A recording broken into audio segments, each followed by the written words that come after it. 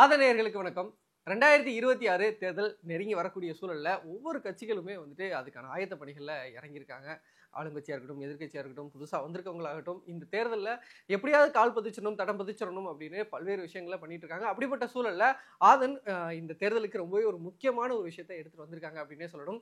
அதாவது voting pattern analysis. இந்த voting pattern analysis அப்படின்றது இந்த தொடர்ச்சியா இந்த சீரிஸ் பார்த்துட்டு இருக்கவங்களுக்கு தெரியும். நம்ம பல்வேறு தொகுதிகளுக்கு பண்ணிட்டு இருக்கோம். ஒவ்வொரு தொகுதிக்கும் அந்த தொகுதியில் இருக்கக்கூடிய எல்லா வார்டுலையும் வாக்காளர்கள் எப்படி வாக்களிச்சிருக்காங்க, யாருக்கு சாதகமா இருக்கு, யாருக்கு பாதகமா இருக்கு, இன்னும் எந்தெந்த தொகுதிகள் எல்லாம் நம்ம கவனம் செலுத்தணும், எங்க வந்து ரொம்ப ரொம்ப பின்தங்கி இருக்கும், எங்க மாடரேட்டரா இருக்கும் அப்படின்னு பல்வேறு டீடைல்டான அனாலிசிஸ் தான் இந்த வோட்டிங் பேட்டர்ன் அனாலிசிஸ்ல பண்ணிட்டு இருக்கோம். 234 தொகுதிக்கும் இந்த டீடைல் வோட்டிங் பேட்டர்ன் அனாலிசிஸ் அப்படின்றது பண்ணப்பட்டிருக்கு. அதுல தொடர்ச்சியா பல்வேறு தொகுதிகளுக்கு பார்த்துட்டு இருக்கோம்.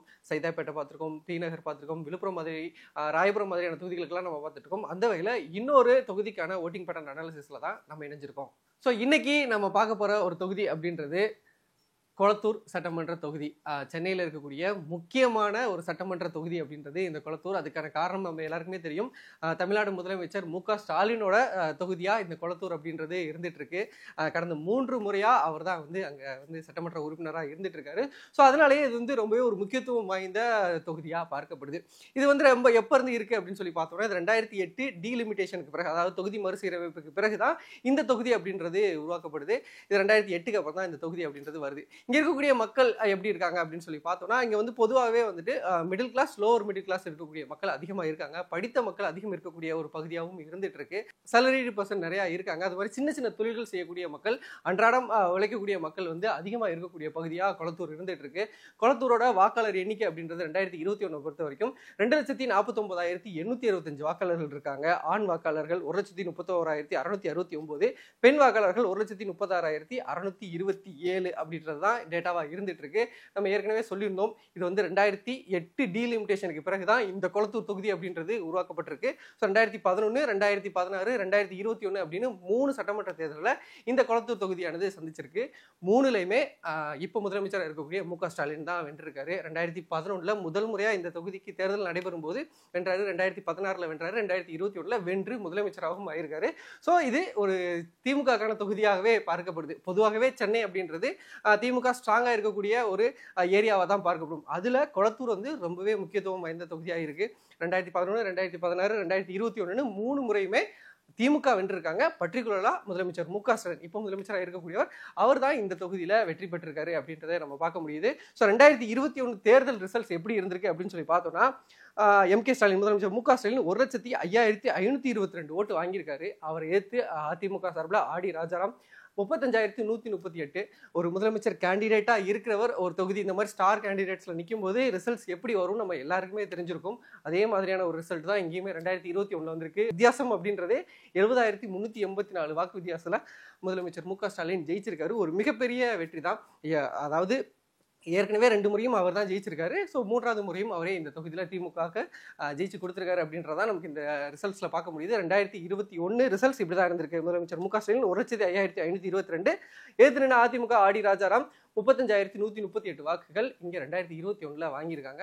ஸோ 2021 பார்க்கும்போதே நம்ம 2024 கம்பேர் பண்றது வழக்கம். ஸோ 2021 திமுக 1,05,522, 63.5%. அதிமுக 35,138, 21.15%. 3வது இடத்துல மக்கள் நீதி மையம் வர்றாங்க. பல்வேறு இடங்கள்ல மக்கள் நீதி மையம் 3வது இடத்துல வந்திருந்ததை நம்ம பார்த்துட்டு இருக்கோம். அந்த வகையில் இங்கேயுமே 3வது இடத்துல மக்கள் நீதி வர்றாங்க. 14,210 வாக்கு சதவீதம்ன்றது ஒரு நல்ல வாக்கு சதவீதம். 8.55% வாக்கு இங்கே அவங்க வாங்கியிருக்காங்க. இது 2021 சினாரியோ. 2024 இன்னும் நமக்கு மாறும். ஏன்னா பொதுவாகவே இந்த தொகுதி அப்படின்றது நம்ம எல்லாருக்குமே தெரியுது, திமுகவுக்கு ரொம்பவே ஸ்ட்ராங்கா இருக்கக்கூடிய ஒரு தொகுதியா இருந்துட்டு இருக்கு. ஸோ அப்படி இருக்கும்போது அங்க பிஜேபி, ஏடிஎம்கே சேர்ந்து நிக்கல, இங்கே சேர்ந்து நின்றுருந்தாங்க, இந்தியாவை நின்றுருந்தாங்க. 2024 சேர்ந்து நிக்கல, தனித்தனியா நிக்கிறாங்க. அப்போ இன்னும் ஓட்டுன்றது ரொம்பவே சிதறக்கூடிய ஒரு சுச்சுவேஷன் தான் இருக்கு. அந்த ரிசல்ட்ஸ் தான் நம்ம பார்க்குறோம். திமுக 95,084 ஓட்டு வாங்கியிருக்காங்க. பிஜேபி 25,585 ஓட்டு, ஏடிஎம்கே 18,108 ஓட்டு வாங்கியிருக்காங்க. ஸோ அவங்களோட திமுகவோட டாமினன்ஸ் வந்து தொடர்ச்சியா இந்த பகுதியில் வந்துட்டு காட்டிகிட்டே இருக்காங்க. கொளத்தூர் பகுதியில் 2021 சட்டமன்ற தொகுதியாக இருக்கட்டும், 2024 லோக்சபா தேர்தலில் கொளத்தூர் பகுதி, இது வட சென்னையில் வருது. வட சென்னையோட கொளத்தூர் பகுதியிலையுமே வந்துட்டு அவங்க டிஎம்கே தங்களோட ஸ்ட்ராங் ஃபுட் ஹோல்டை வந்து இதில் காட்டிட்டு இருக்காங்க அப்படின்றதான் நமக்கு ரிசல்ட்ஸ் தெரிஞ்சிட்டு இருக்கு. இப்போ நான் சொன்னேன், பிஜேபியும் ஏடிஎம்கேயும் தனியாக நின்று டிஎம்கேக்கு ஃபேவராக இருந்துச்சு அப்படின்னு. இன்கேஸ் 2 பேரும் சேர்ந்து நின்றுருந்தாங்க, என்டிஏவாவே நின்றுருந்தாங்க அப்படின்னா ஏதாவது சேஞ்சஸ் இருக்கா அப்படின்னு சொல்லி பார்த்தோம்னா பெரிய சேஞ்சஸ் இல்லை அப்படின்றதான் நமக்கு தெரிய வருது. திமுக தனியாக நின்றிருந்தாலும் 95,084 வாக்கு, இவங்க 2 பேரும் சேர்ந்து நின்றிருந்தாலே 43,693 வாக்கு, பாதிக்கு பாதி கூட வாங்க முடியல அப்படின்றதான் இந்த தொகுதியோட ரிசல்ட்டாக இருந்துட்டு இருக்கு. ஏன்னா ஒரு முதலமைச்சரோட தொகுதியில் எலெக்ஷன் நடக்குது அப்படின்றப்போ எந்த மாதிரி ரிசல்ட் வரும், அவங்களோட பணிகள் எப்படி இருக்கும் அப்படின்றதான் இந்த ரிசல்ட் வருது. சரி, இது 2024 இப்படி இருந்திருக்கு.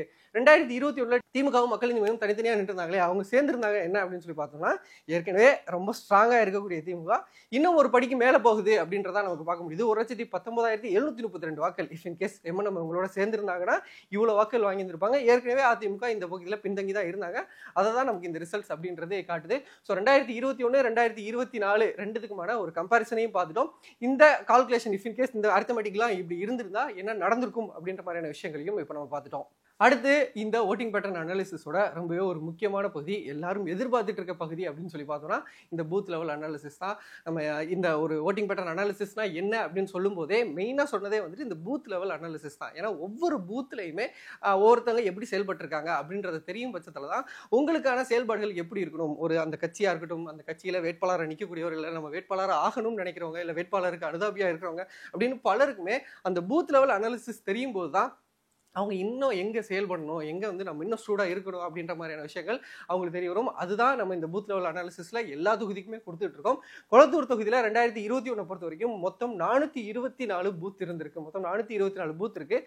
அதில் 424 பூத்துலையுமே திமுக முதலிடம் வந்திருக்காங்க. அதிமுக ஒரு இடத்துலையுமே முதலிடம் வரல. மக்கள் நீதி மையமும் ஒரு இடத்துல வர முடியல. அதாவது இருக்கக்கூடிய எல்லா பூத்லையும், அதாவது ஒரு தொகுதியை ஒரு கட்சி ஜெயிக்கிறது அப்படின்றது வழக்கம் தான் அங்கே. ஆனால் அங்கே இருக்கக்கூடிய எல்லா பூத்ஸையும் லீட் பண்ணுறது அப்படின்றது ரொம்பவே ஒரு முக்கியமான ஒரு விஷயம். அது ஒரு ஸ்டார் கேண்டிடேட்டாக இருக்கக்கூடிய முதலமைச்சர் மு.க. ஸ்டாலின் இருக்கக்கூடிய தொகுதி அப்படின்றதுனால நமக்கு பார்க்க முடியுது. பல்வேறு தொகுதிகளையும் நம்ம இந்த மாதிரியான விஷயங்களை அடுத்தடுத்து பார்க்க போகிறோம். கொளத்தூரில் 424 பூத்துலையுமே திமுக லீடிங் வந்திருக்காங்க, அதாவது முதலிடம் வந்திருக்காங்க அப்படின்றதா இந்த டேட்டா மூலம் நம்ம பார்க்க போகிறோம். இதுக்கு மேலே நமக்கு எப்படி இருக்குது, இந்த 424 இன்னும் கொஞ்சம் டீப் டைவாக போனோம் அப்படின்னா 424 பூத் இருக்குது. இந்த 424 பூத்தில் 414 பூத்து திமுகவுக்கு சேஃபாக இருக்குது. அவங்களுக்கு டிஃபிகல்ட் அப்படின்ற மாதிரியான பூத்ஸே கிடையாது. இதுவே அதிமுக அப்படின்னு சொல்லி பார்த்தோம்னா 424 பூத்தில் 424 பூத்துமே டிஃபிகல்ட்டாக இருக்குது. அவங்களுக்கு சேஃப் அப்படின்ற மாதிரியான கேட்டகரியே இல்லை அப்படின்றதா நம்மளோட அனாலிசிஸில் தெரிய வருது. இது ஆமாப்பா சிஎம் நிற்கிறாரு, அவங்களோட தொகுதி அப்படி தானே இருக்கும் அப்படின்னு கடந்து வந்தாலும் ஒரு அதிமுக இருக்கக்கூடியது ஒரு பெரிய கட்சி, பல முறை தமிழ்நாட்டை ஆண்ட ஒரு கட்சி, ஒரு பூத்தில் கூட நம்மளால லீடிங் வர முடியல அப்படின்றது ஒரு கன்சர்னான விஷயம். அந்த விஷயத்தை அவங்க ரெக்டிஃபை பண்ணணும்னா இந்த மாதிரியான டீடைல் அனாலிசிஸ் அவங்க பார்க்கும்போது தான் இந்த மாதிரியான விஷயங்களை அவங்களால ரெக்டிஃபை பண்ண முடியும். நம்ம ஸ்ட்ராங் அண்ட் டிஃபிகல்ட்னு சொல்கிறோம். இந்த ஸ்ட்ராங் அண்ட் டிஃபிகல்ட்டை எப்படி கிளாசிஃபை பண்ணுறோம், எப்படி வந்து கேட்டகரைஸ் பண்ணுறோம் அப்படின்னா, ஃபர்ஸ்ட் பிளேஸுக்கும் செகண்ட் பிளேஸுக்குமான அந்த ஒரு பூத்தில் ஃபர்ஸ்ட் பிளேஸ் எடுத்தவங்களுக்கும் செகண்ட் பிளேஸ் எடுத்தவங்களுக்குமான அந்த ஓட்டிங் டிஃப்ரென்ஸ் அப்படின்றது 20% மேலே இருந்தால் அதை ஸ்ட்ராங் அண்ட் சேஃப் ஜோனாக நம்ம சொல்ல வர்றோம்.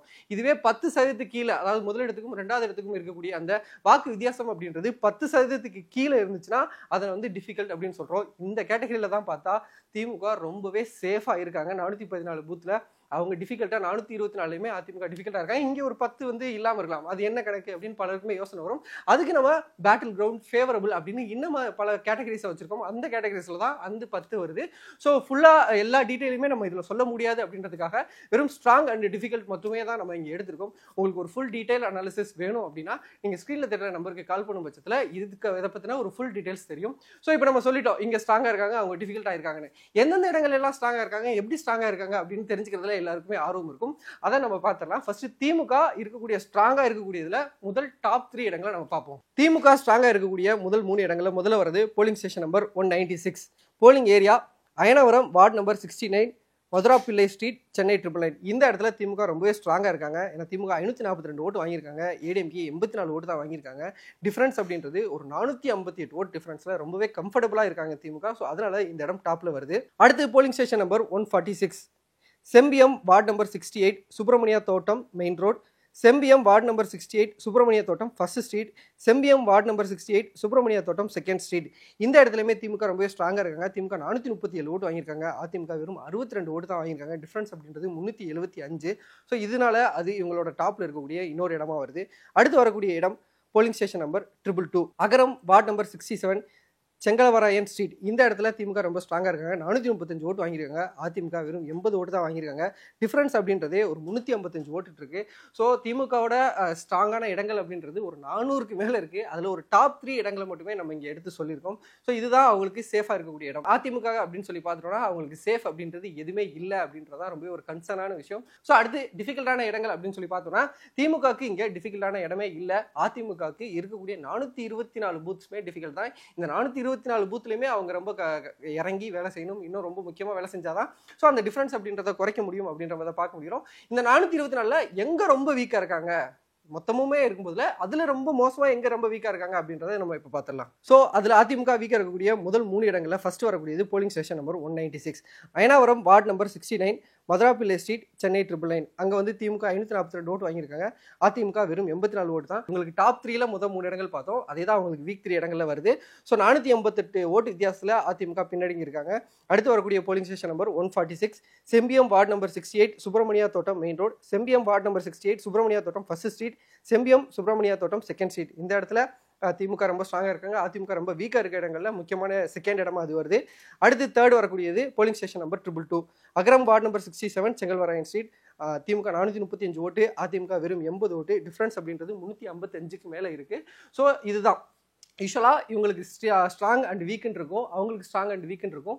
இந்த தொகுதி ஒரு முக்கியமான ஸ்டார் கேண்டிடேட் தொகுதி அப்படின்றதுனால திமுகவுக்கு ரொம்பவே ஒரு ஒன் சைடாக இதை பார்க்க முடியுது. ஃபுல்லாகவே உங்களுக்கு ஸ்ட்ராங்காகவும் அவங்களுக்கு ஃபுல்லாகவே அவங்களுக்கு டிஃபிகல்ட்டாகவும் இருக்குது.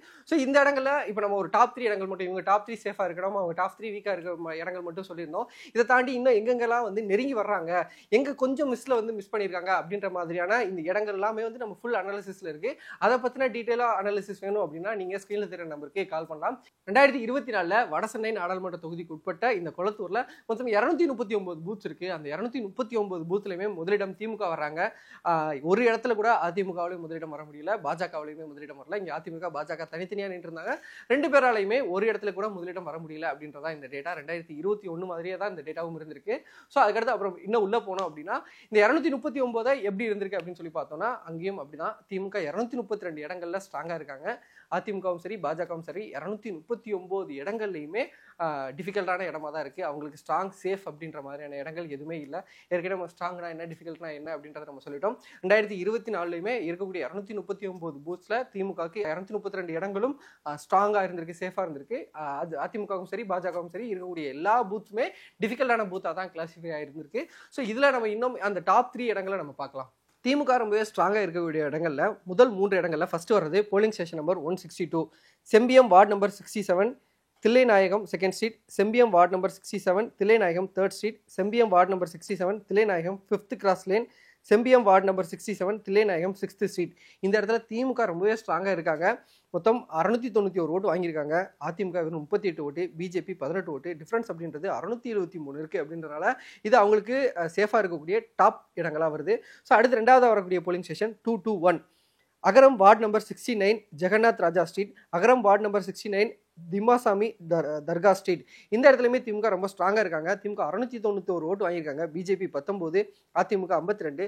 டிஃப்ரென்ஸ் அப்படின்றது 672 ஓட்டு டிஃப்ரென்ஸ் இருக்குது. ஸோ இதுவுமே அவங்களுக்கு டாப் 3 சேஃபான இடங்களில் செகண்டாக வருது.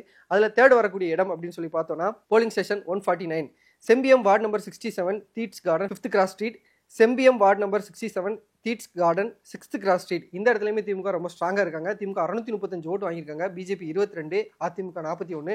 டிஃப்ரென்ஸ் அப்படின்றது 613 ஓட்டு இருக்குது.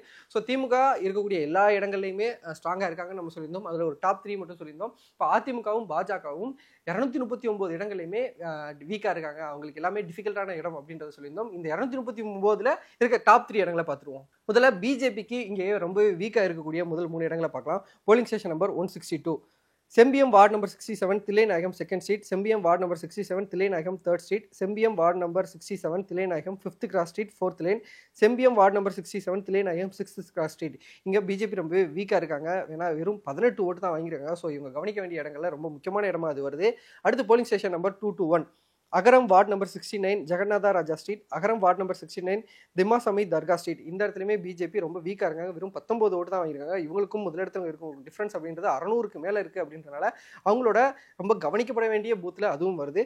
அதில் தேர்ட் இது அப்படின்னு சொல்லி பார்த்தோம்னா polling station number 149 Sembiam ward number 67 தீட்ஸ் garden 5th cross street, Sembiyam ward number 67 தீட்ஸ் கார்டன் 6th கிராஸ் ஸ்ட்ரீட். இங்கேயுமே பிஜேபி ரொம்ப குறைவான ஓட்டு தான் வாங்கியிருக்காங்க, 22 ஓட்டு வாங்கியிருக்காங்க. திமுகவுக்கும் அவங்களுக்குமான டிஃபரன்ஸ் அப்படின்றது 613 இருக்கு. ஸோ பாஜகவுக்கு ரொம்ப வீக்காக இருக்கக்கூடிய ஒரு முதல் 3 இடங்களை பார்த்துட்டோம். அதிமுக எங்கெங்கெல்லாம் வீக்காக இருக்காங்க அப்படின்றதையும் பார்த்துடலாம்.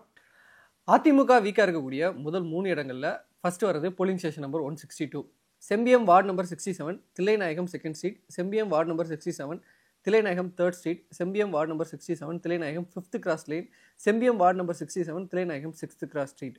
இந்த இடத்துல அதிமுக ரொம்பவே வீக்காக இருக்காங்க, வெறும் 38 ஓட்டு தான் வாங்கியிருக்காங்க. ஃபர்ஸ்ட் இடத்துல இருக்கக்கூடிய திமுக 691 ஓட்டு வாங்கியிருக்காங்க. டிஃப்ரென்ஸ் அப்படின்றது 653. இதனாலேயே இது அதிமுக வீக்காக இருக்கக்கூடிய இடங்கள்ல நம்பர் 1ல வருது. ஸோ அடுத்த போலிங் ஸ்டேஷன் 221, அகரம் வார்டு நம்பர் 69 ஜெகநாதா ராஜா ஸ்ட்ரீட், அகரம் வார்டு நம்பர் 69 திம்மாசாமி தர்கா ஸ்ட்ரீட்.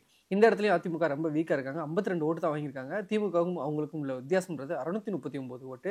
இந்த வரிசையில் தேர்ட் வரக்கூடியது 161, polling station number 161, Sembiam ward number 67 Thanammal street, Sembiyam ward number 67 Prakasam avenue, Sembiam ward number 67 Thillainayagam street, Sembiyam ward number 67 Thillainayagam 1st street. இந்த இடத்துலையுமே அதிமுக ரொம்ப வீக்காக இருக்காங்க, வெறும் 27 ஓட்டு தான் வாங்கியிருக்காங்க. திமுக 648 ஓட்டு வாங்கியிருக்காங்க. ஸோ இதுதான் அதிமுக 2024 ரொம்ப வீக்காக இருக்கக்கூடிய டாப் 3 இடங்கள். ஸோ இதுதான் வந்து 2021 2024 அப்படின்றதுக்கான ஒரு டீடைல்டு ஓட்டிங் பேட்டர்ன் அனாலிசிஸ். 21 எப்படி இருக்காங்க, 24 எப்படி இருக்காங்க அப்படின்றத பார்த்துருந்தோம். அது சிஎம் இருக்கக்கூடிய தொகுதி, தொடர்ச்சியாக திமுக வென்றுட்டு இருக்கக்கூடிய ஒரு தொகுதி அப்படின்றதுனாலேயே இங்கே அவங்க எவ்வளோ டாமினேட்டாக இருக்காங்க அப்படின்றது தான் இந்த பூத் லெவல் அனாலிசிஸ் நமக்கு இங்கே தருது. ஸோ இதுக்கடுத்து அப்படியே பார்த்தோம்னா வாக்குப்பதிவு எப்படி இருந்திருக்கு அப்படின்றத பார்க்கலாம். 2021 2024 2021 61.68% இருக்குது, 2024 56.65% இருக்குது. ஸோ இங்கேயே எல்லா தரப்பட்ட மக்களும் இருந்தாலும் படித்த மக்கள் கொஞ்சம் அதிகமாக இருக்க இடங்கள் தான். பட் ஸ்டில் இருந்தாலும் நமக்கு தெரியும், பொதுவாகவே சென்னையில் வாக்குப்பதிவு அப்படின்றது குறைவாகவே இருந்துட்டு இருக்கு. ஏழை மக்கள், நடுத்தர மக்கள், தினசரி வேலைக்கு போகக்கூடிய மக்கள், உழைக்கும் மக்கள் வாக்களிக்கிற அளவுக்கு கூட படித்த மக்கள் வாக்களிக்க மாட்டாங்க அப்படின்ற ஒரு விமர்சனம் தொடர்ச்சியாக எல்லார் மத்தியிலும் இருந்துட்டு இருக்கக்கூடிய சூழ்நிலை. அதை தான் நம்ம எங்கேயுமே பார்க்க முடியுது. ஒரு 90% அதிகமாக படித்த மக்கள் இருக்கக்கூடிய ஒரு இடத்துல வாக்குப்பதிவு அப்படின்றது 61, 56 அப்படின்ற லெவலில் தான் இருந்துட்டு இருக்கு. ஸோ இங்கே மக்கள் என்ன நினைக்கிறாங்க அப்படின்னு நம்மளோட ஆதன் ரிப்போர்ட்டர்ஸ் களத்தில் இறங்கி பார்க்கும்போது பல்வேறு நலத்திட்டங்கள் அங்கே வந்து சேர்ந்திருக்கு. அதுக்கு மக்கள் வந்து ஆதரவு தெரிவிச்சிருக்காங்க. மகளிர் உரிமை தொகையா இருக்கட்டும், பேருந்து வசதியா இருக்கட்டும் அப்படின்ற மாதிரியான விஷயங்கள்லாம் இருந்தாலும் இன்னும் சில இடங்கள்ல வந்து எங்களுக்கான அந்த சாலை வசதிகள் சரியா இல்லை, இந்த மெட்ரோ பணிகள்னால போக்குவரத்து நெரிசல் இருந்துட்டு இருக்கு, பாதாள சாக்கடைகள் பிரச்சனைகள் இருக்கு அப்படின்ற மாதிரியான கன்சர்ன்ஸையும் மக்கள் வச்சுட்டு இருக்கதை நம்ம பார்க்க முடியுது. ஸோ இதெல்லாம் சரி பண்ணும் பட்சத்தில் அது யாருக்கு சாதகமாகும், இதை வந்து மக்கள்கிட்ட கொண்டு போய் சேர்க்கும் பட்சத்தில் அது எதிர்கட்சிகள் சாதகமாக இருக்கக்கூடிய ஒரு சூழலும் ஏற்பட்டிருக்கு. இங்கே கேம்பெயின் அப்படின்றது இங்கே door to door campaign plus digital campaign ரெண்டுமே மிக்சரா இருக்கக்கூடிய ஒரு விஷயமா தான் பார்க்கப்படுறாங்க. இதுதான் வந்து இந்த இடத்துல வெற்றி பெறதுக்கான ஒரு வாய்ப்பையுமே அதிகரிக்கும் அப்படின்றத நம்மளோட அனாலிசிஸை பார்க்குறோம். ஸோ 2021 2024 அப்படின்றதுக்கான ஒரு டீடைல்டு ஓட்டிங் பேட்டர்ன் அனாலிசிஸை நம்ம இங்கே கொடுத்துட்டோம். கொளத்தூர் தொகுதிக்கான ஒரு அனாலிசிஸை பார்த்துருக்கோம். இது மாதிரி மித்த தொகுதிக்கான அனாலிசிஸ் உங்களுக்கு வேணும் அப்படின்னா ஸ்க்ரீனில் தெரிய நம்பருக்கு கால் பண்ணும் பட்சத்தில் நீங்கள் இந்த அனாலிசிஸை நீங்கள் வாங்கிக்க முடியும். அதே மாதிரி இன்னொரு ஓட்டிங் பேட்டர்ன் அனாலிசிஸோட உங்களோட சந்திக்கிறேன். நன்றி, வணக்கம்.